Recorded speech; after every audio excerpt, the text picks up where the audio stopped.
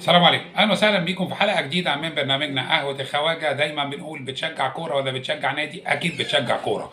ضيفنا النهارده دكتور علاء صادق جايب اخبار وكواليس من داخل النادي الاهلي. اولها اللي تم رفع جهاز التنفس الصناعي من على النائب العمري فاروق، ربنا يا رب يتمنى له السلامه والشفاء. هو دلوقتي الراجل بدا يتنفس طبيعي وتم رفع الاجهزه، ولسه هو لسه في غيبوبه. لازم نفتح الحلقة بالدعاء والشفاء للنائب عمري فاروق، ربنا يا رب يشفيه ويرجعه سالم غانم للنادي الاهلي ولاسرته طبعا. انطوني موتس بنسبه 99 95% هو هيرحل عن النادي الاهلي في يناير. مارسيل كولر مش عايزه يمشي. طيب مارسيل كولر ايه البديل الانسب بالنسبه للنادي الاهلي في خلال الفتره اللي فاتت؟ لو انت مش عايز تجيب مهاجم سوبر، يبقى ندور في دفاترك القديمه وليد ازارو. كل الاخبار بترشح وليد ازارو، وهو الراجل عايز يرجع. ليه؟ لان هو اسرع واحد في الفتره الاخيره بالنسبه للمهاجمين. هتقول لي بيضيع فرص كتير، هقول لك النادي الاهلي اليومين دول حدث بلا حرج. بيرسي تاو انفراد الحارس شباب بلوزداد بيضيع، كهربا بيضيع، السحاب بيضيع، كريم فؤاد بيضيع، كل النادي الاهلي بيضيع فرص سهله جدا. ودلوقتي النادي الاهلي بيعاني من ضياع الفرص. حتى قلنا في حلقاتنا هل هو محسود ام اللعيبه بتدلع. وليد ازارو من الفراوده الصراع، من الفراوده المغاربه اللي في الفتره الاخيره اسرع من حسام حسن، اسرع بكتير من انطونيو موديس، اسرع من بويلا، اسرع من شادي حسين. لعيب سريع، لعيب هجام، لعيب بيعمل خطوره. ممكن هو يضيع فرص لكن بيفتح فرص وبيهد اي دفاع للفريق المنافس بمنتهى الامانه. وليد ازارو لازم ياخد حقه في الفتره دي. بالنسبه لموديس، ما احنا شفنا عجب العجاب من اللي متعاقد مع انطوني موديس. حاجه غريبه قوي جدا هي اصابه احمد عبد القادر قبل السفر الى جدة في ملعب الجوهرة، الملعب اللي هيتلعب عليه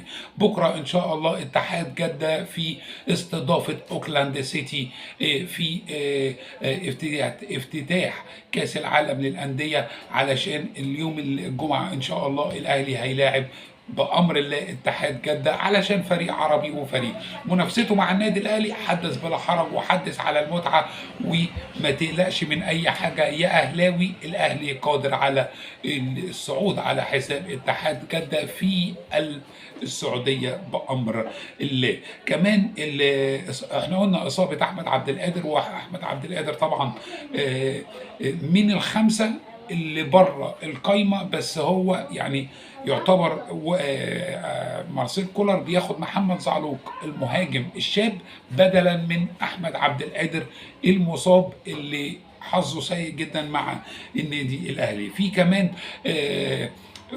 دكتور علاء صادق بعد ما وجه اللوم والعتاب لابراهيم فايق، النهارده بيشيد بابراهيم فايق بعد ما افتتح حلقته بالنادي الاهلي وفوزه بكاس السوبر لكره اليد على حساب نادي الزمالك، واستضاف ناس من الجهاز الفني وعمل حلقه حلوه. فدي لفته حلوه من علاء صادق، ان الحاجه اللي بينتقدها لما بتتصلح بيطلع ويقولها ان هي. وابراهيم فايق بمنتهى الامانه صعب تمسك عليه حاجه، لان هو البني ادم الشاطر، البني ادم اللي عنده عداله في كلامه، عنده حياديه كبيره جدا، صعب تمسك عليه غلطه. والراجل سرعان ما يصلح غلطته، وهو الاعلامي المحترم الكابتن ابراهيم فايق. كمان عوده هاني رمزي من الجوله الافريقيه اللي بعتوا فيها مجلس اداره النادي الاهلي، لانه عضو في لجنه التخطيط، عمل جوله في افريقيا وهو بيتفرج على بطولات الشباب، عايز يجيب للنادي الاهلي. فاكرين احمد فيليكس لاعب النادي الاهلي ده؟ كان جاي صغير جدا، كان جاي ناشئ وعربى اسم في النادي الاهلي وترعرع في النادي الاهلي. بيتمنى هاني رمزي ان هو وجاب اسطوانات وجاب سي دي في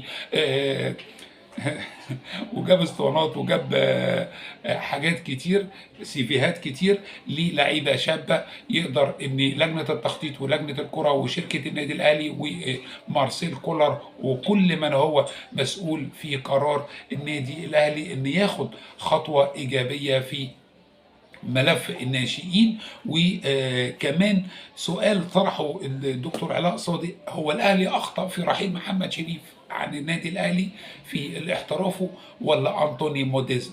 حرفيا مقلب. فاضل اقل من 20 يوم على شهر يناير.